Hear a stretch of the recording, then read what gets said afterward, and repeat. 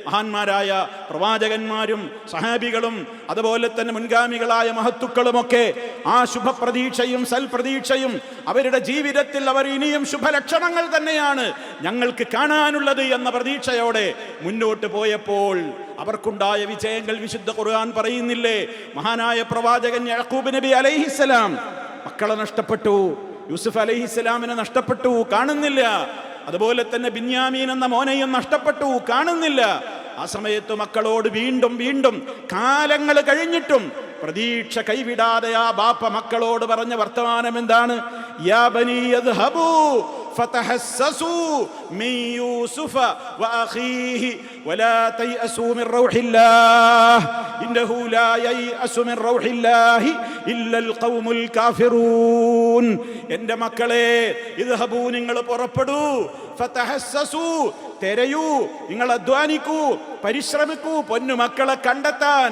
എൻ്റെ മകനായ നിങ്ങളുടെ സഹോദരനായ യൂസുഫിനെയും അവൻ്റെ സഹോദരനായ ബിന്യാമീനെയും അന്വേഷിച്ച് നിങ്ങൾ പുറപ്പെടൂ.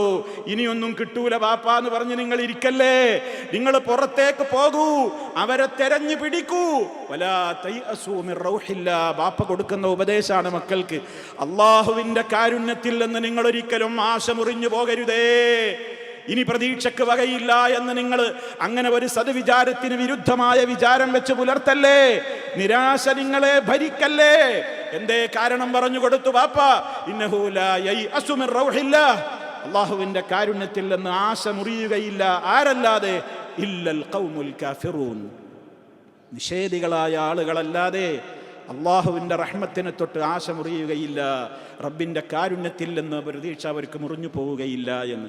അതുകൊണ്ട് തന്നെ സഹോദരങ്ങളെ, നമ്മുടെ ജീവിതത്തിലുണ്ടാകുന്ന പ്രയാസങ്ങളിലും പ്രതിസന്ധികളിലും പ്രശ്നങ്ങളിലുമൊക്കെ ഇതേപോലെ നമ്മുടെ മനസ്സുകളെ, ജീവിതം എന്ന് പറയുന്നത് എപ്പോഴും സുഖമല്ല.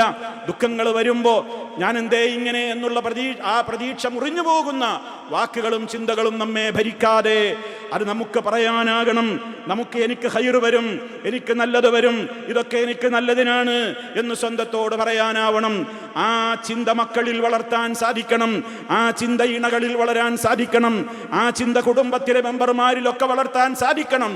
അപ്പോൾ ഒന്നിച്ചൊന്നായിക്കൊണ്ട് റഹ്മാനായ റബ്ബിൻ്റെ ഏത് വിധികളെയും തൃപ്തിപ്പെടാനും സഹിക്കുവാനും ക്ഷമിക്കുവാനുമുള്ള അപാരമായ ഒരു കഴിവ് റഹ്മാനായ റബ്ബ് നൽകി അനുഗ്രഹിക്കുമെന്നാണ് പരിശുദ്ധ ഖുർആൻ നമുക്ക് വളരെ വ്യക്തമായി തന്നെ പഠിപ്പിച്ചു തന്നിട്ടുള്ളത്.